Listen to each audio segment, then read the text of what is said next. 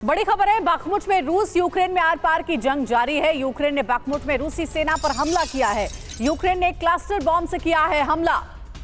तो देखिए, रूस को भी लगातार जवाब दे रहा है हमलों के जरिए। यूक्रेन एक बार फिर से रूसी सेना को टारगेट करके यूक्रेन ने एक बड़ा पलटवार किया, जिसमें क्लस्टर बम का इस्तेमाल करते हुए हमला किया गया।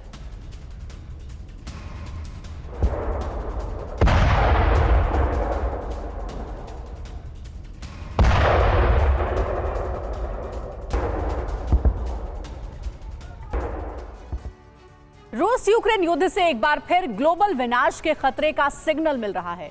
युद्ध की आग फिर ज़पोरिज़िया न्यूक्लियर पावर प्लांट के बिल्कुल करीब पहुंच चुकी है।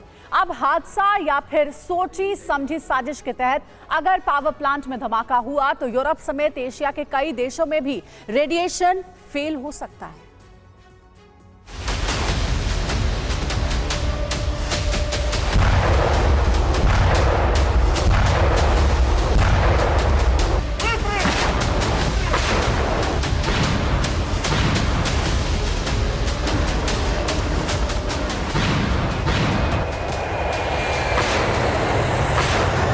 परमाणु कचरे के भंडार से सिर्फ 500 मीटर दूर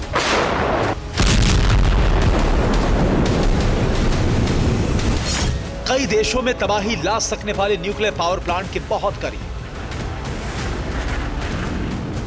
ज़पोरिज़िया में अब जंग एक बार फिर न्यूक्लियर पावर प्लांट की दीवारों तक पहुंच चुकी है।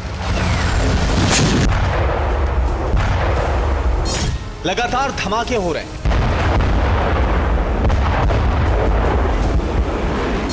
दोनों देशों की सेना जंग में मशगूल है, लेकिन दुनिया के कई देशों की नींद उड़ी हुई है।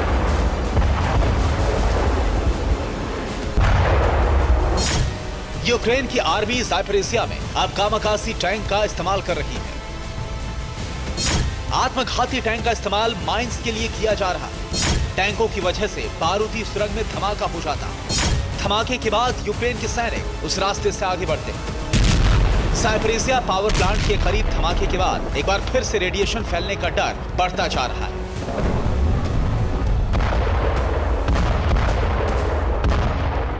खतरा फिलहाल यूक्रेन तक ही सीमित नहीं है, इसलिए नेटो समेत IAEA की भी ज़पोरिज़िया पर नजर है।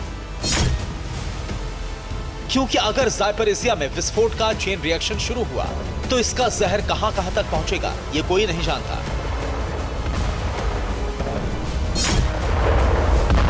हार्वर्ड यूनिवर्सिटी की रिसर्चर मारियाना बचरिन का दावा है कि रेडिएशन हवा की दिशा पर निर्भर है। रूस, यूक्रेन और पड़ोसी देशों समेत करीब 20 पश्चिमी देशों में रेडिएशन फैल सकता है।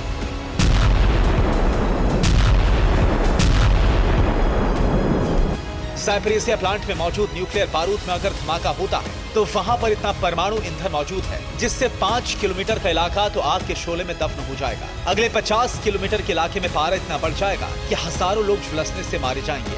100 किलोमीटर के इलाके में रेडिएशन से लोगों की मौत होगी। 250 किलोमीटर तक दम घुटने और सांस की समस्याओं से जान जाएगी और 500 किलोमीटर तक जहरीला रेडिएशन फौरन फैल जाएगा। न्यूक्लियर पावर प्लांट में धमाके से तबाही सिर्फ यूक्रेन तक ही सीमित नहीं रहेगी। ज़पोरिज़िया से शुरू होने वाला रेडिएशन किसी बड़े परमाणु हथियार के इस्तेमाल से भी विनाशक साबित हो सकता है। एक्सपर्ट्स के मुताबिक तबाही का डायरेक्शन कुदरत तय करेगा।